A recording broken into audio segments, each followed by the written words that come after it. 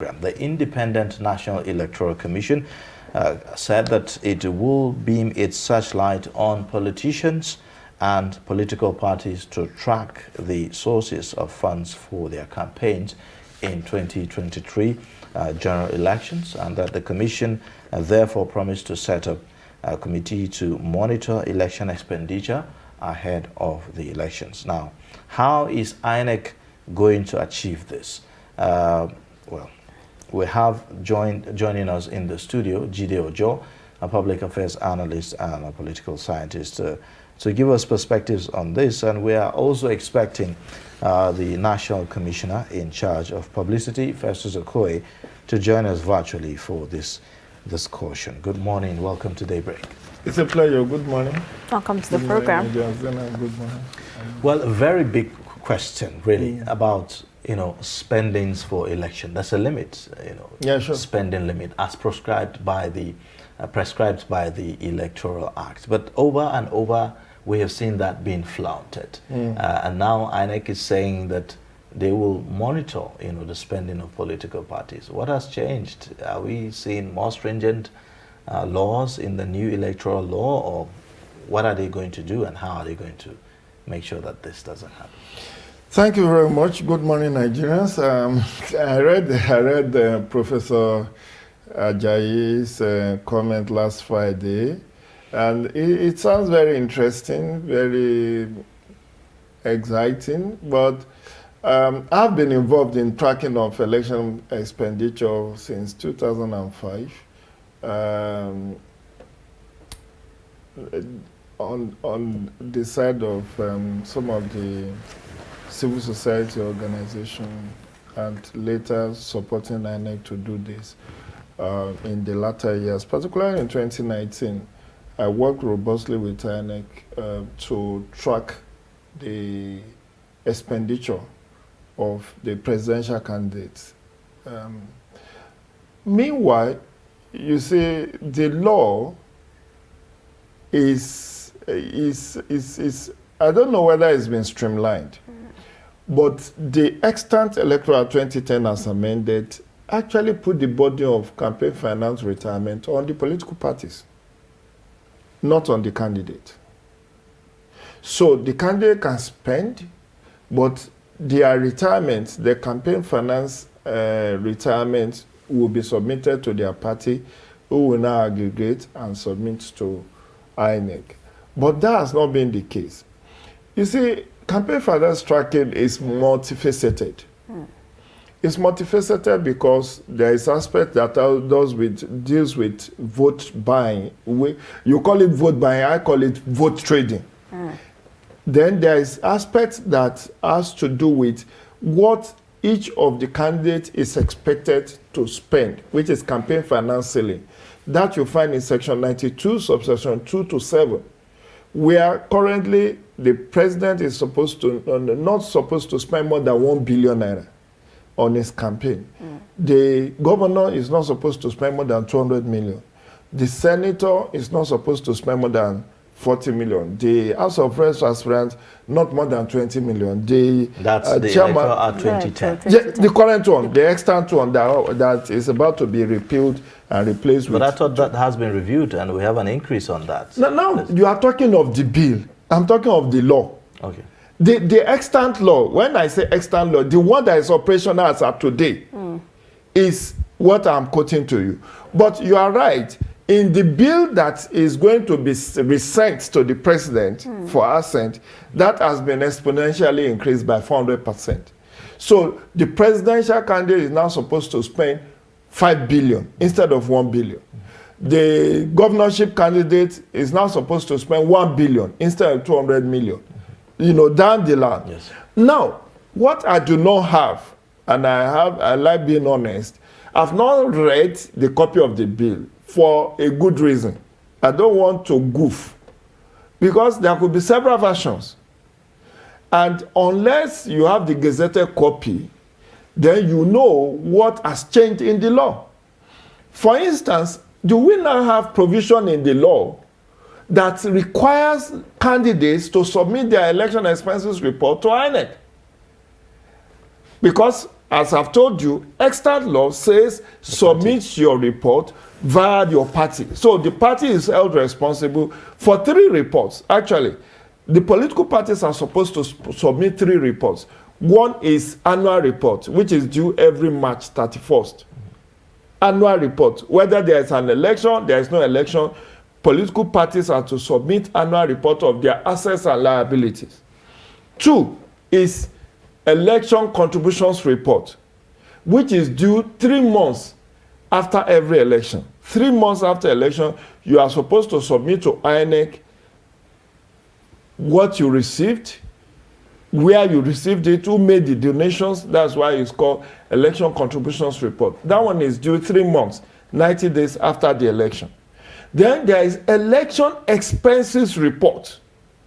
That one is dealing with expenditure you have incurred, and to be able to see whether you acted within the ambience of the law. So, but the point I'm making is the lacuna in the extant law is that it does not give INEC power to demand for election expenses report from candidates, but from the party. Meanwhile, each of the candidates set up their own independent campaign office. You know, Buhari campaign organization, Atiku and all of them. They have their own outside of Wadata Plaza. And that's a third-party kind of an arrangement.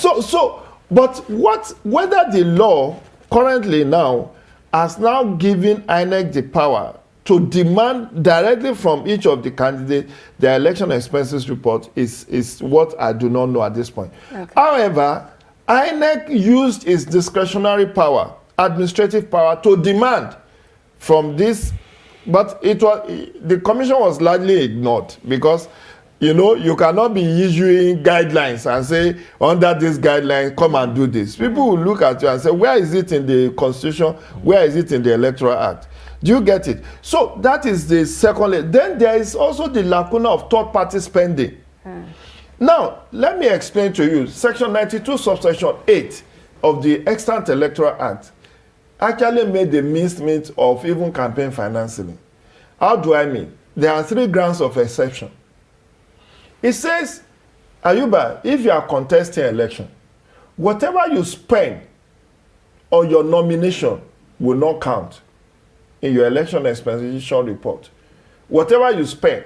So we have Baba Buhari paying 45 million nomination fee ahead of 2019 election.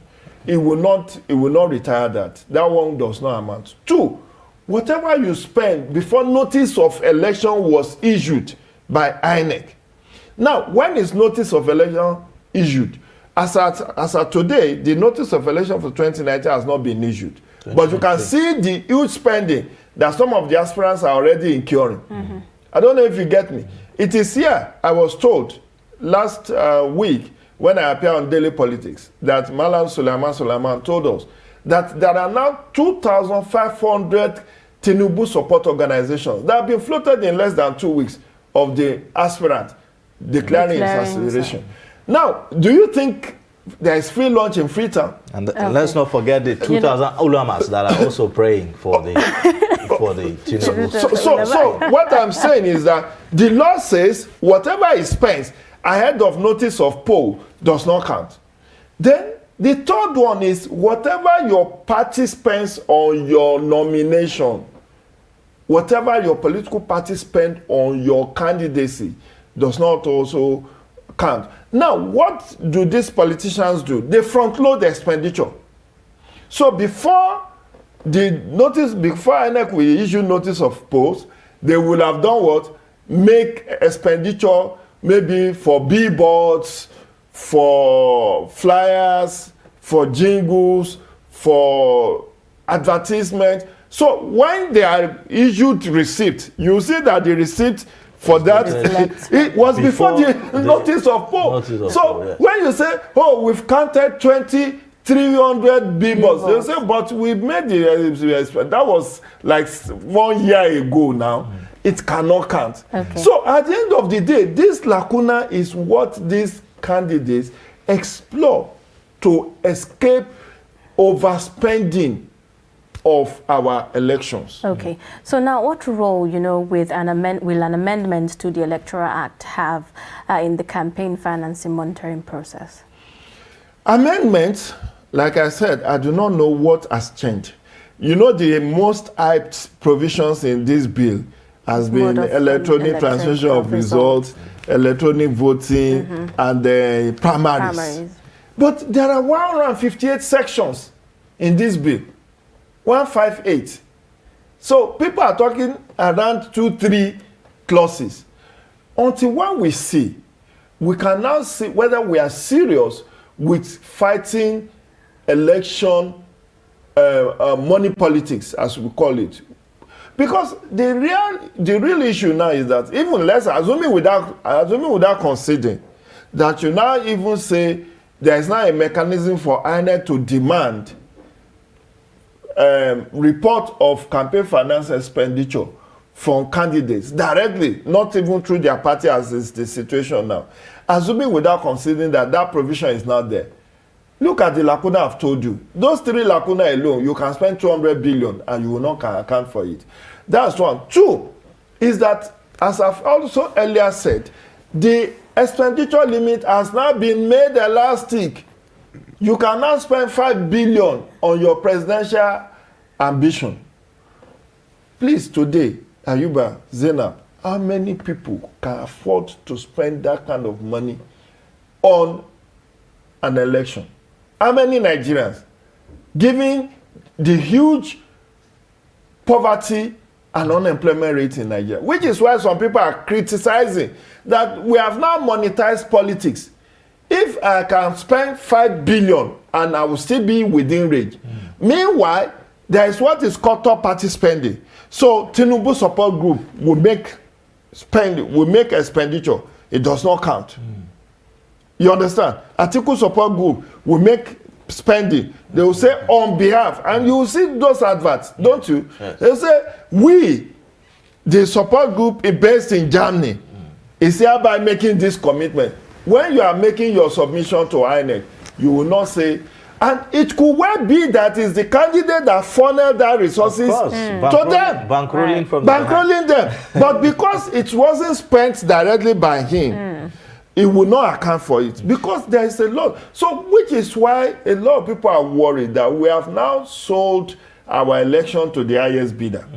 There's this also issue of, the penalties for defaulters. So if someone, goes ahead to flout this, provision by the law, what happens to the person? A lot of people have said, look, the fine that you are going to pay is not even anywhere close to what... Exactly. In the Extant Electoral Act 2010, as amended, like if you flout presidential from section 92 subsection 9, I think it's articulated, it's just like you pay like 600,000, 500,000, 200,000 fine.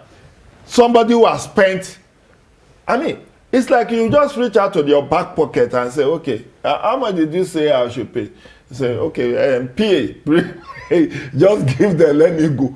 Because it's poetry. Somebody is overspending by, let me share this joke with you. It's a joke, but somebody told us at a workshop. He said, during the Obasanjo era, somebody went and told Obasanjo that there was a governor in northern Nigeria who spent like 5 billion on his campaign.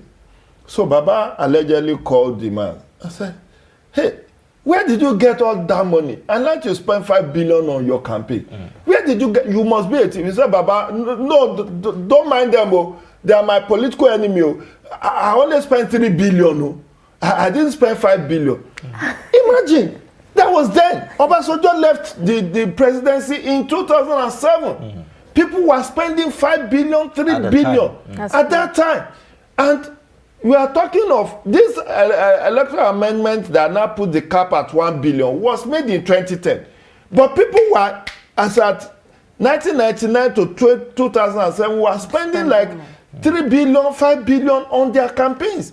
Now, tell me, the nexus between that and corruption is that when somebody goes, and mark you, there was this Senate president, Adolphus Wabara, who granted an interview to one of the national dailies. He said, look, some of us sold our assets to contest for election. We sold our houses, we sold our lands, we sold so many of our property, family property, to run for election. Now, what does that tell you, Zainab? What does it tell you, Ayuba? That some of them got loans, bank loans, to run elections. Sure. In fact, somebody told us at a workshop that there was a time National Assembly was being inaugurated. I don't know whether it's the 6th or 7th National Assembly. Bankers were lining up as they were being inaugurated, making them to sign forms on how they will pay the loans they've collected from their banks. We are also understanding that, look, now that with this law, with this jacking up of the costs, the campaign, is definitely going to put some category of our society in, real problem. If you talk about youth and women, at a time when we are talking about inclusion, how do we get more youth involved? How do we get more women involved? We are having this, high cost, of running for political office. So how is this going to have an implication, on that segment of the society? How best can they raise funds? Some are saying maybe they should consider crowdfunding. Of course. And all of that. I mean, Ayuba, that was very, very much on point. I like that question because I've asked myself. But you see, democracy everywhere is very expensive. Let's not deceive ourselves. I'm not an idealist, I'm a realist. Are you with me? Yes, I work in this sector. I know what operates. I know what goes on. But we have also had workshop. I recall when we were having capacity building workshop for ANEC monitors who tracked campaign finance fund ahead of 2019. We had that in Calabar. And this question was asked about whether the amount was adequate and all of that. But the exchange rate, even this 5 billion that they have increased it to, if you look at the purchasing power parity of Naira in 2010 or 2011 and 2022, you will see that the 1 billion you spend in 2011 election, in 2015 election, in 2019 election, that 1 billion is like spending 10 billion of today's Naira, if you look at exchange rate. Am I communicating? But the question is, even if you make it 500 million campaign finance ceiling for presidential aspirant, people will flout it. Like I've explained to you, there's a lot of lacuna, a lot of loopholes that people can explore. So, which then means that the youth and women and PWDs, that's persons with disability, are at a disadvantage. But you have also talked about the way out. For women, I know APC will tell you pay 50%. So if the men, like in Ekiti and Osun, that's forthcoming, the nomination fee for governorship aspirant is 22.5 million. For nomination and expression of interest form, 22.5 million. So women will be, under APC, women are asked to pay 50% of that as a way to encourage women participation. Then in PDP, they will just say, pay only nomination fee, pay only expression of interest fee. So like maybe the expression of interest fee is 2.5 million. Then the nomination form is 20 million. So you just pay 2.5 million. However, many women aspirants will tell you they use it against them when it comes to primaries. That look, how much? Wait. You two, you are talking, eh? Mm-hmm. You are talking. Mm-hmm. How much did you spend? How much did you pay? You that was dash form. You want to be talking to me, say you want to contest with me. Mm-hmm. So they use it. They use it to blackmail women candidates. So some women had even said, look, it's better we are allowed to pay. Let some of us try and rally around. Mm-hmm. And so it comes to issue of crowdfunding. Like when Davido recently raised money, mm-hmm. Saying that he wants to clear his car from the port or what was this? Yes. And in 2 days, he was able to raise like 100 million. 150 or so. Or a million. Right. So people say, look, you can do that for an aspirant that you like, that you want to support. That was what Obama did in UK and US. That was crowdfunding. People funded Barack Obama's campaign in 2008 we are giving him $50, $100. But you see, when you amass all of it together, he even has spent his main contestant then in terms of the size of his political expenditure. Because in US, what they do is, do you know that there is no central election conducting agency in US? They have Federal Elections Commission, but the Federal Elections Commission in US only takes care of campaign finance, making sure that you fall within the acceptable limit of campaign finance for your election. It is the states, the 50 states in US have their independent electoral commissions that conduct elections. So what people have been saying to aspirants is that don't bother too much about raising funds. There are so many ways by which you can mobilize resources. One is through this crowdfunding, that if you are sure of yourself and you have very good network of friends and relations, colleagues, they can actually do a lot to support you. I mean, then two, you can put your goodwill to test. If you are serving very dutifully within the party and all of that, people see your social capital. You can leverage on your social capital. Look, social media, a lot of people use social media, and there could be volunteers who are ready to do so much for you, doing even house-to-house campaign on your behalf. These are volunteers you don't have to pay. People working the phone for you. These are people that your opponents who do not have your social capital will have to pay. You understand? Sure. So you can do that and get such support for free. If you are a viable candidate that you have, people believe so much in you. People, I mean, we have Malam Ibrahim Shakara. You know the story. This is a school principal, and I think at some point he joined the Ministry of Education, Kano, rose to the PAMSEC. But what was his worth as at the time he contested for governorship of Kano State? They said his 544 was rickety, and that it was even friends that were buying fuel for that car when they go on campaign. But it was a revolution.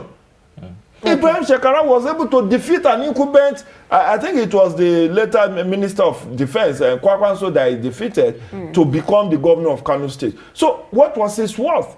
This was what people were buying fuel to fuel his car. On campaigns, people were donating their cars to run campaigns for him. Okay. So that is social capital, leveraging on your social capital. So everything is not about naira and kobo. Okay. Now, with your knowledge of the political space, this move by ANEC to actually put an eye on the assets of politicians, do you think it will be done transparently? It will be hotly resisted. And these people are very smart. ANEC does not have even the technical expertise and capacity to do what they said they were going to do. That is the sad pity. That is the sad reality. I read the text of Professor Ajayi. Professor Ajayi is a newcomer to the commission. He was just inaugurated. He's somebody I know and I respect him. He's a political scientist of note. But you see, he needs to understand the terrain very well. He was speaking on behalf of the chairman, no doubt. But I believe that they have not entirely grappled with the challenges of doing campaign finance monitoring. Because these people are very smart. Asset declaration for election, you will see a lot of litigation about it. Because they will actually, where is it in the law that we have to do asset declaration? Those are part of our own innovation at the level of civil society. That in Liberia, for instance, if you don't have asset declaration form, you will not even be issued nomination form by your party. But is that in our law? If it's not in the amended law, it will be hotly resisted. Because even what is in the law will be challenged by politicians. Because they have a lot, they have a lot of skeletons in their cupboard. So when you now say, we want to see your asset declaration form, we want to see your bank statement, we want to know how much you have. What is our next concern about how much I have in my account? And mark you, some of them have as many as 30, 50 accounts. So you would think they have business account, they have family account, they have joint account with their wives, they have private account. Many of them will not be truthful. And can INEC compel their banks to make this submission without them running foul of the law? Those are challenges and hurdles I see. Is there anything that the EFCC, for instance, can do as far as this is concerned? You see, EFCC, you have to petition them. EFCC cannot just... what EFCC have done, and previous administration of INEC, from Jega, Professor Tairu Jega to Professor Mahmoud Yakubu has done, is to try to go into alliance, working alliance with these anti-corruption agencies. In fact, ahead of 2019 election, there's what we call a committee was set up, made up of Central Bank, EFCC, ICPC, police, and other anti-corruption agencies that meets regularly to give ideas on. But you see, whatever is not in the law, and unless there is a petition, EFCC itself cannot run foul of extant acts that set it up, because the crime is a crime. If you commit a crime, you can go in for it. But when it comes to election, and you now want to go and start investigating people over their assets, that is the responsibility of Code of Conduct Bureau. Do you get it? Yeah. But what can be done in a very creative and clever way is that if you suspect that a particular candidate has overspent or that he has run foul of the law, somebody can petition the Code of Conduct Bureau to say, we want to know what this man's asset is and why is he able to spend this magnitude of resources on his campaign. But it's going to be very tricky, because I know we are in a highly litigious society. So many lawsuits will follow, challenging INEC's jurisdiction power to do what they wanted to do. But over the years, I must admit that, particularly during elections, ICPC, EFCC have been deploying their officers to help track vote buying. But they have recorded very limited success, if at all they have recorded any success. And what I've said is that, what I've advised is, look, issue of vote buying is not a rocket science. We can deal with it. The reason why we can deal with it is make it a sting operation. You don't see people wearing uniform to track criminals. There will be. In fact, what I learned when I went to observe election, the election that brought Fayemi in 2018, the second, the return of Fayemi in 2018, then the election that brought Oyetola in Osun. I was there in two states in 2018 to observe their elections. What we saw was very clever way of doing vote buying. It was money transfer. Do they even hide these days? No, some of them hide. Some of them do. They do it creatively. The one I saw, it was at a polling unit that's in a sawmill. So when you vote here, somebody will now tell you, somebody would like to see you down there. So you go, you walk down, and then they give you the 500 or whatever they want to give you. So it's not within the precinct of polling unit. And that also brings a legal jurisdiction. Okay. Was it done within the polling unit or outside of the polling unit? I can give anybody anything I like if it's not within the precinct of the polling unit. So that brings another technicality to the whole game. All right. Okay, we'll take a short breather, and then when we come back, we'll continue the discussion on the program. Please stay with us.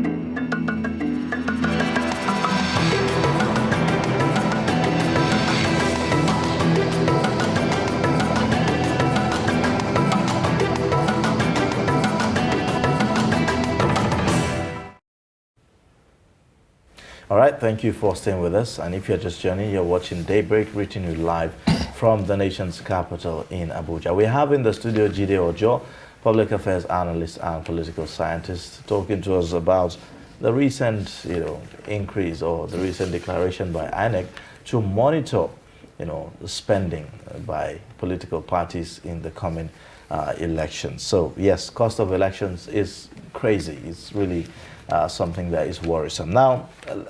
Now, assuming I'm a law-abiding citizen, I do not want to breach the law by exceeding the limit within which the law has provided for me to spend for my elections. And if you look at the political structure that we have, the different layers that I will have to go through to sell myself, and to campaign and to do other, to meet other obligations, that comes with electioneering. How practical is it for me to stay within the limit? It's almost nil. It's almost zero for you to stay within the. That's the reality, Zainab. That's the reality. The point is, how do you want to stay in the limit and run a robust campaign? There's already established culture of poverty. People are hungry. People are poor. People will even demand. The youth groups, the women groups, the Ashwebi, all these printed, branded souvenir that they share, that cost a fortune.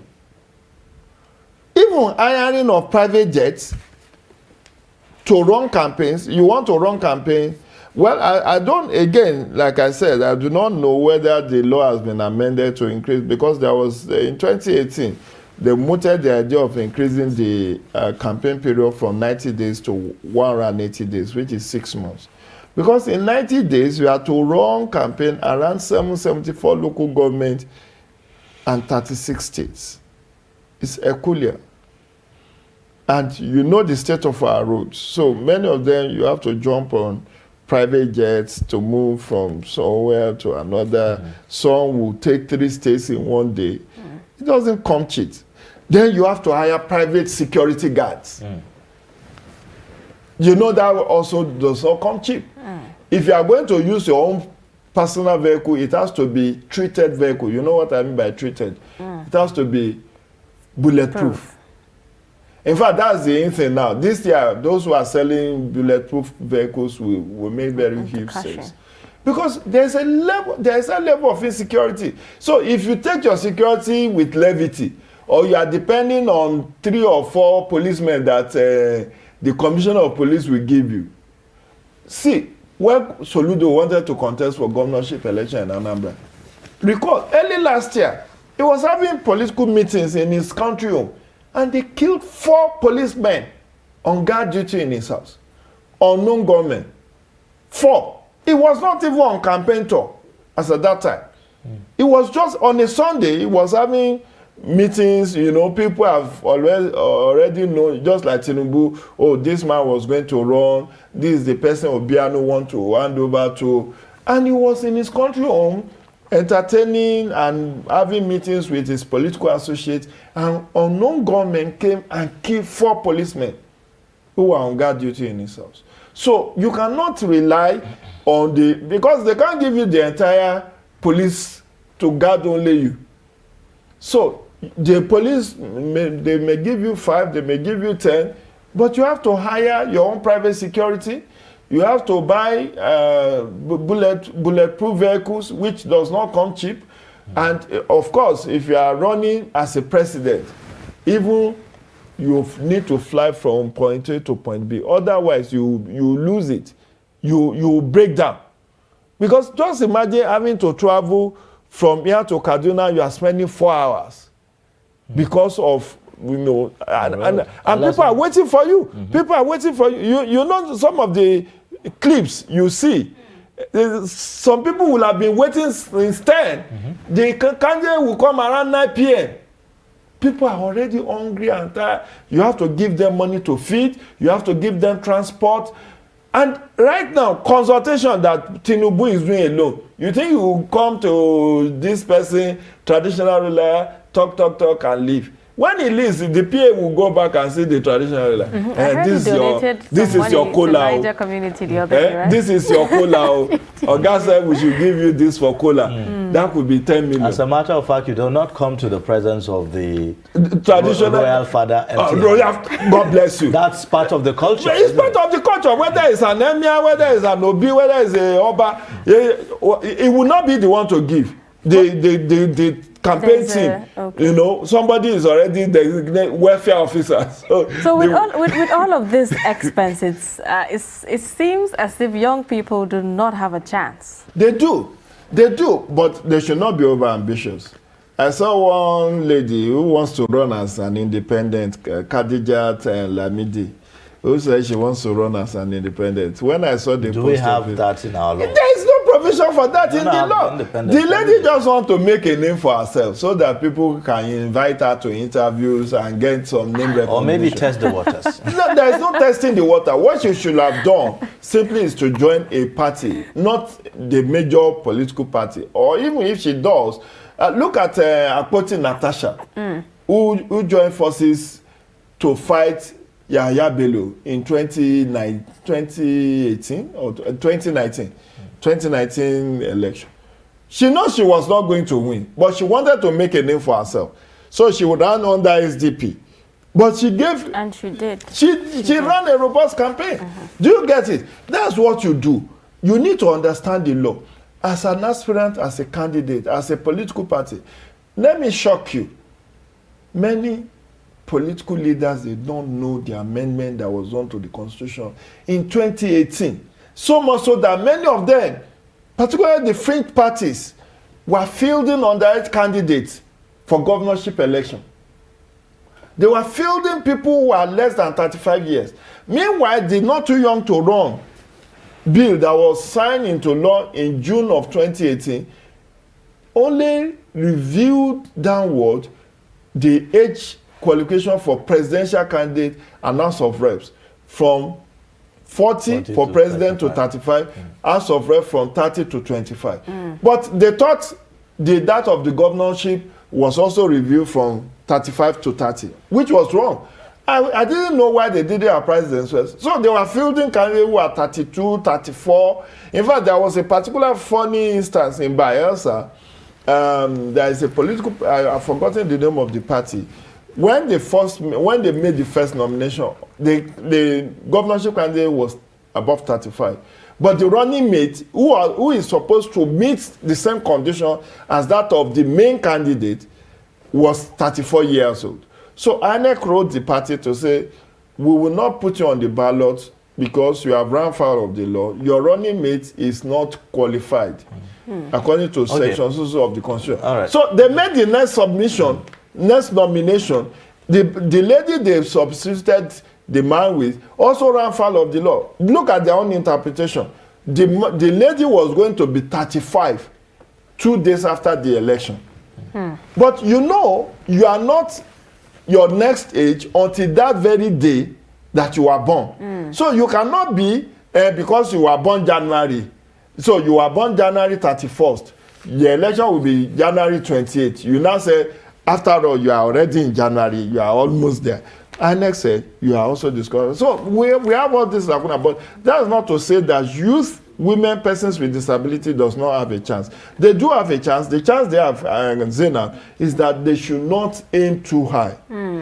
Look, February 12th, there will be local government, area council election in Abuja. They can run as councillors. They can run as local government chairperson. They can run as state house of assembly aspirants. Start somewhere. But you should not say, because you are 35, you want to start from the president. Do you have the financial muscle? But you can start from those lower cadre. House of Reps, even House of Reps is easier. But don't say you are coming to Senate. You want to be governor. You want to be president. No, I think those are for the big boys. I think quite a number of people just come out to make a statement. Name recognition. They want to add to their CV. They know they cannot win because they don't have what it takes to win. But if you start as a councillor, Zainab, you can win. All right. Because now, it's a small community. How can we reduce, cost of running these elections at the party level, for instance? You have, say, when you are to elect, the candidate of the party, the mode of, nominating a candidate of the party came to the fore just recently about whether primaries or indirect. A lot of people said primaries is quite expensive and all of that. But when you look at the delegate system itself, is it cheap? No, it's not even about the delegates or the mode of primary. What you should be concerned with is the nomination fee, which is quite outrageous. And I know the 2018 electoral bill actually made attempt to streamline. And in that bill, because I did some training on that bill before we thought it was going to be signed by the president, so I was able to get a copy, and we ran a number of workshops on it. I recall that in that bill, the nomination fee for presidential aspirant was pegged to 10 million, maximum of 10 million. That of governorship was pegged at 5 million. But whether that same provision is in this one that we are hoping the president will sign after the harmonization of the provision, the one that the House of Reps and Senate signed passed last week, whether that provision is still there. Because if it is there, it will help. So, no, because I'm afraid, in 2014, APC charged 27.5 million for presidential aspirants. They got 5. Kwakwanso, Atiku, Inda Isaiah, then Baba Buhari and one other. You mean the nomination? The nomination, the aspirants in 2014. In 2018, the same party now charged 45 million. In fact, they first put it at 55 million. When public outcry was much, they now said, okay, they will review it down. They now brought it to 45 million. Only Baba Buhari bought the nomination form. In fact, he didn't buy it with his money.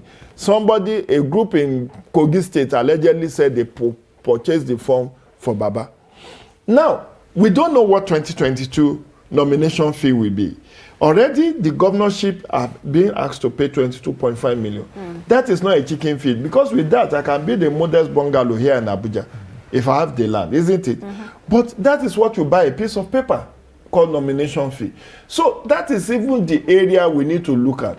Then this culture of gratification, support group will come and say, Baba, that we your boys, we there here. So you say, okay, just for your cola nuts, take 10 million, take 20 million.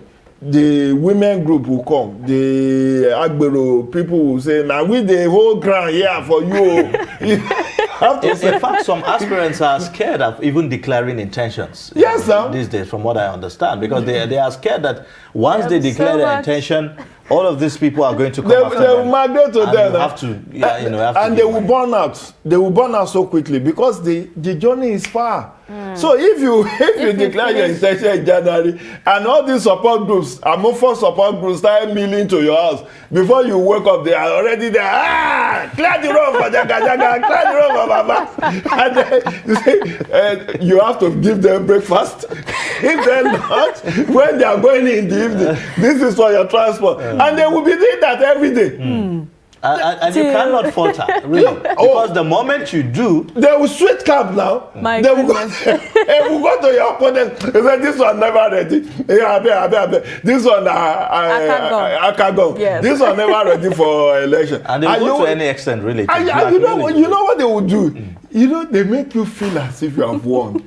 They are very sugar-coated. Say, Your Excellency, imagine you, if they start calling you, are you coming governor? Your Excellency, no. I mean, climb my head.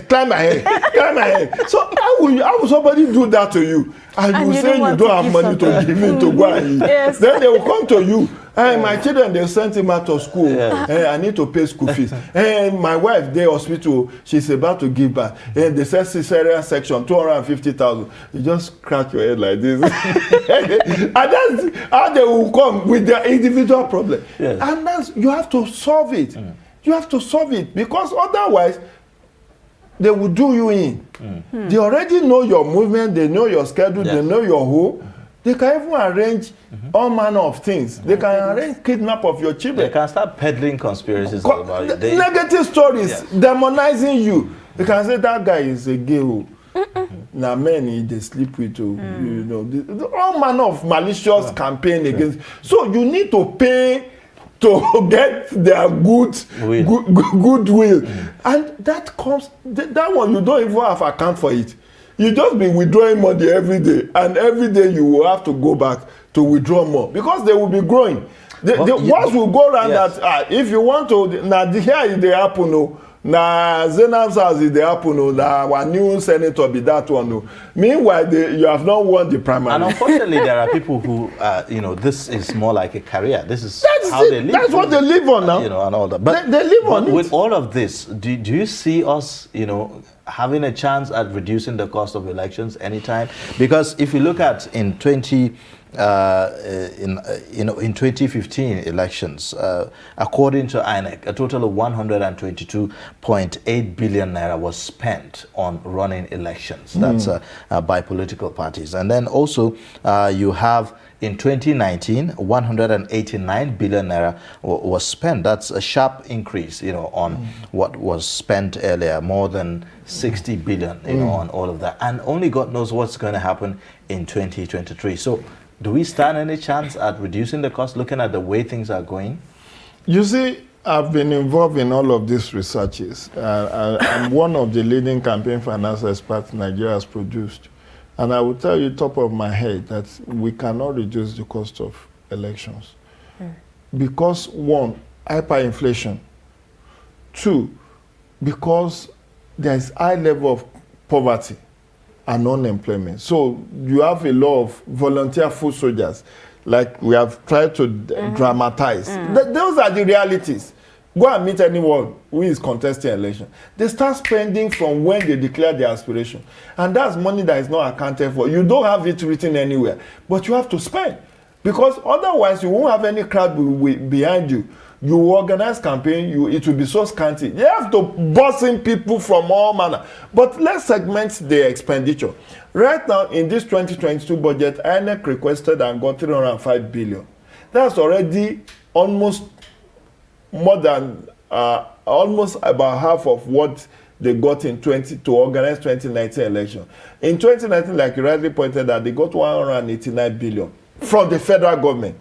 Now they are in 2022. They are already requesting and got 305 billion. That is to procure sensitive and non-sensitive material ahead of the election.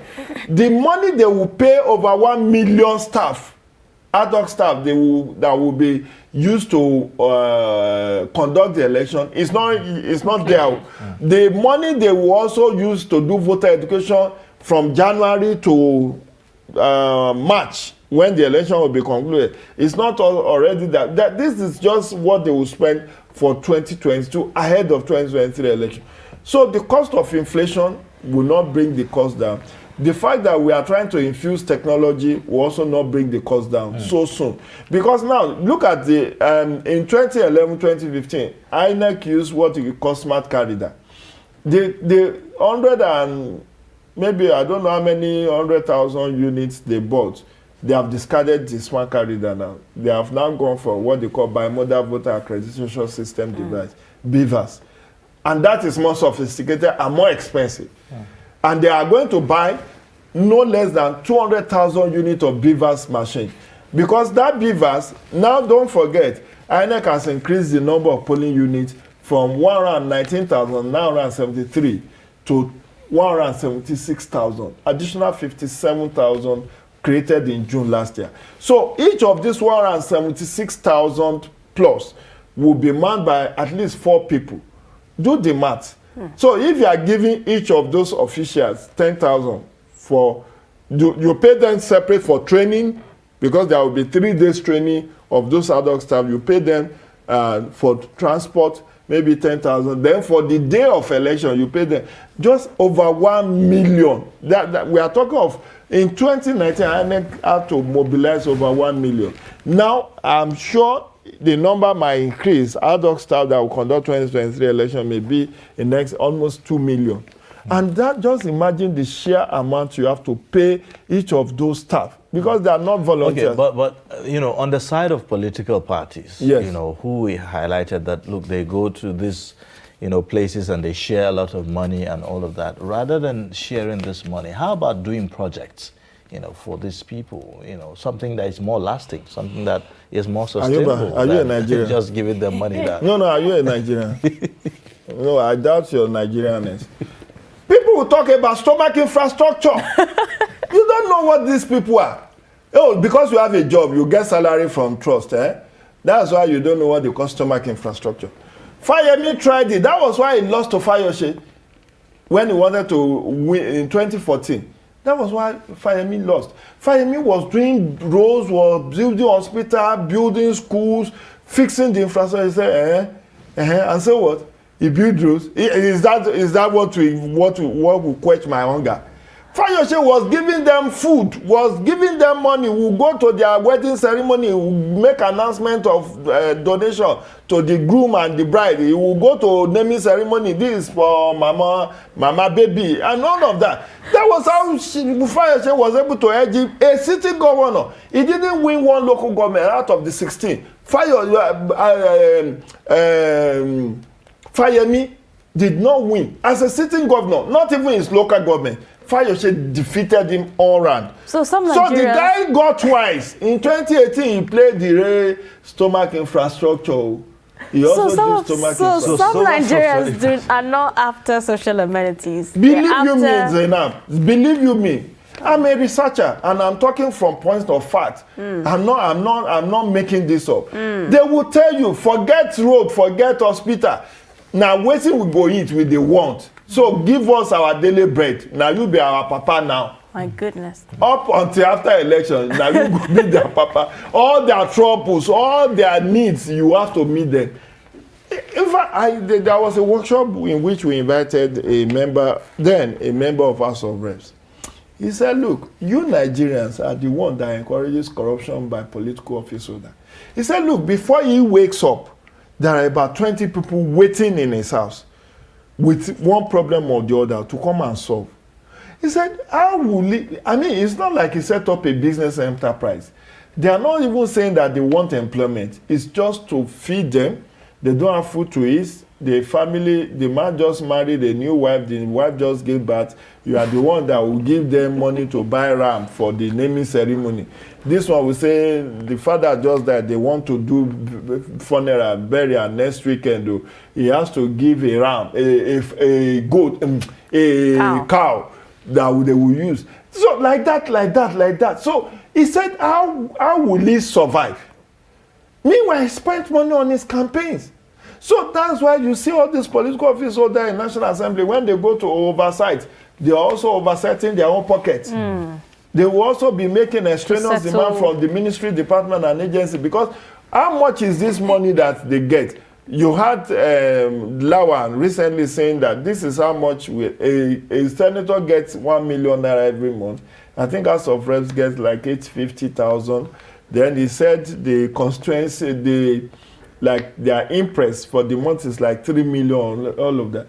It seems so big on the surface, but what is the purchasing power of that kind of 3 million or 5 million? When you have on daily basis in your house, you have average of 20 people coming to you to help solve their problem. The same is happening at your constituency office. Some will track you down to Abuja to say, you see, we mobilize people to vote for you. So they are also making their own demand. So if you say, now because they are running election, you are even, it's okay.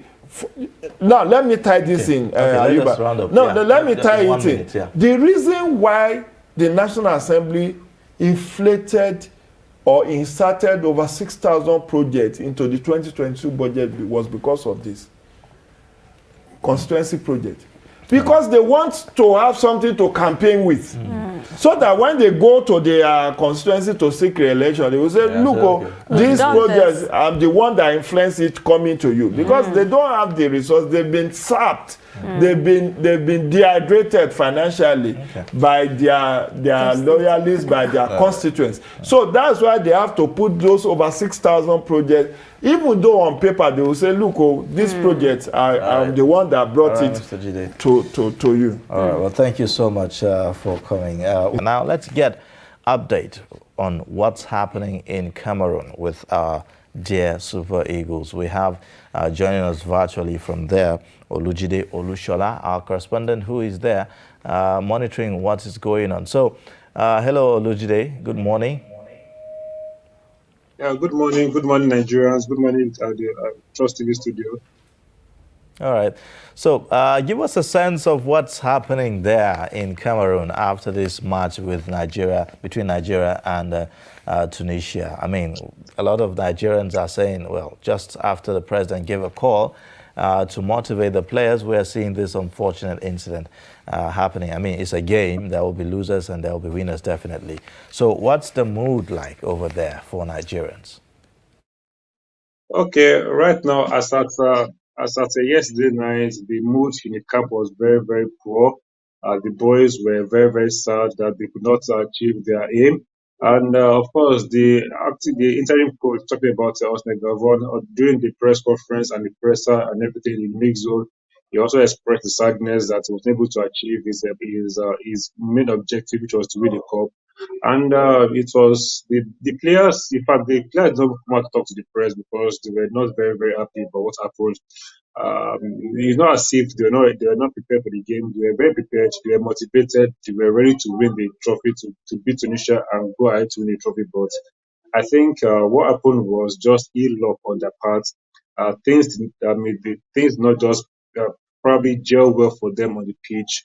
And we saw how Alex Wobi came in a second in second half, and he got a red card in the 5 minutes after. So things just did not work out for the next day, and it was very, very sad. Right now, as I'm speaking right now, the boys are not happy. The mood in the camp is so down, and it's expected because they were one of the favorites to win the Nations Cup according to the bookmakers. But this is football. Anything can happen, and of course, something happened yesterday night. All right, so what's going to happen now? Is it end of the road, like completely? What's going to happen? They just come back home and that's it? Okay. According to my findings, by this evening, airpeace will fly into Gara, and of course, to pick the boys, and they'll go back to Abuja tonight, and then from there, all the players will find their way back to their various clubs. The clubs, the season is ongoing, so most of the players will go back to their various clubs from Abuja this night. And of course, it is end of the road for them in Cameroon. But of course, by March, the date is not confirmed yet. But by March, they'll be prepared to play against Ghana in for the FIFA World Cup slot. The final slot for the FIFA World Cup against Ghana in March is a two-legged affair probably in Accra, and of course, the second leg will be in Abuja, MK Abdullah Stadium. So right now, it is end of the road for them. Tonight, they will be in Nigeria, in Abuja precisely. And of course, from Abuja, all the players will find their way back to their various clubs tonight or tomorrow morning, whichever way it happens. Or tonight, they will be in Abuja. And as for the coach, talking about Egwavon, is going to go back to his previous role as the technical director in the NFL. He came in as the interim coach, as a standing coach. So now that his job is over, he's going to go back to his original role as the technical director in the Nigerian Football Federation. And every other coach, of course, they will remain the same. And then we will know what the NFF will do after this.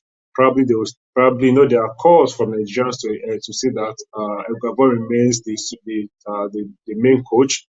But we're waiting for NFF to come out with a communique or their own findings, whether they will retain Gavon or probably they will still go ahead with the foreign coach they hired for the Nations Cup. That's talking about Jose Pereiro. the Portuguese manager. So we are just our fingers are crossed right now. We are waiting for them to tell us the way forward.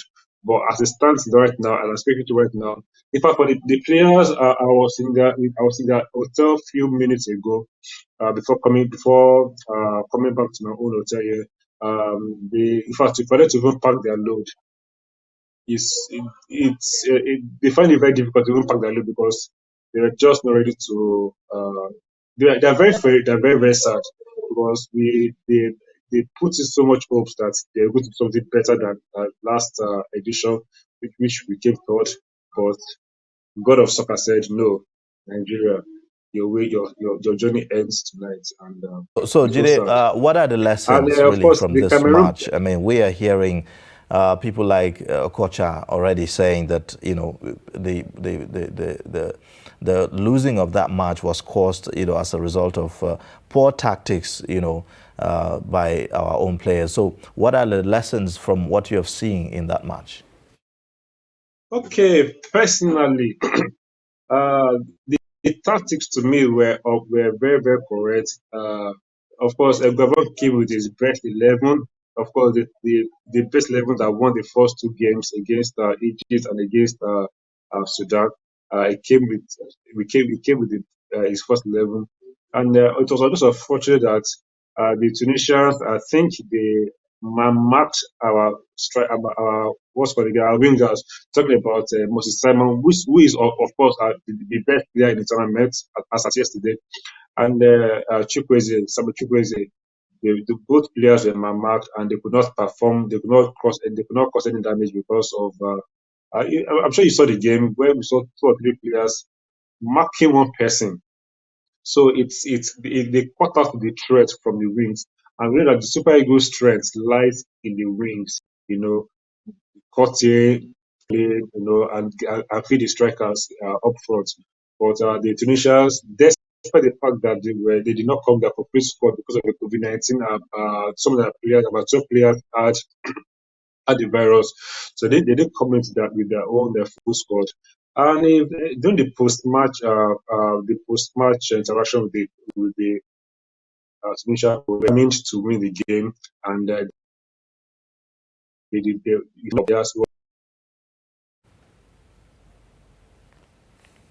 was looking for competition, Okay. and they did what All they right. could do All right. best Well, thank against you, Nigeria. Olujide. It It appears was that we just, have some technical it was issue, very, but very I sad. think It was very, very that sad. gives us an idea of what's happening over there in Cameroon. That was Olujide Olushola, our own correspondent, who is there in Cameroon to monitor, I would say, to bring us, updates on what's happening there. Well, thank you so much. Well, we've come to the end of the show for today, and we kept Jide Ojo to give us his own maybe comment, on the match, just briefly before we go. It's a very sad, sober moment for us. I think we were overconfident. We underrated the Tunisians. We were fooled by the fact that they said about 10 or 11 members of their squad had COVID-19, so they are not going to be fielding their best 11. And maybe it could be a tactics to let down your guard. And, it's just so sad because that was a positive distraction while it lasted. Now people are going to come back to the reality of having to face their daily hardship, surviving. But it's a game of sport. I just hope that we'll qualify for Qatar. We'll be able to beat Ghana home and away. Hopefully. So that we'll qualify for Qatar 2022 World Cup. Hopefully. Okay, thank you so much, Jide Ojo, political analyst and also public affairs analyst, talking to us, about the range of issues electioneering ahead of the 2023. Quite very in-depth today. Yes. All right. With that, we've come to the end of the show. Join us tomorrow for another time on the program. If you missed today, you can always catch up on our YouTube and also connect with us via our social media handles. My name is Ayuba Ilea. Thank you for watching. And I'm Zainab Bada. See you tomorrow.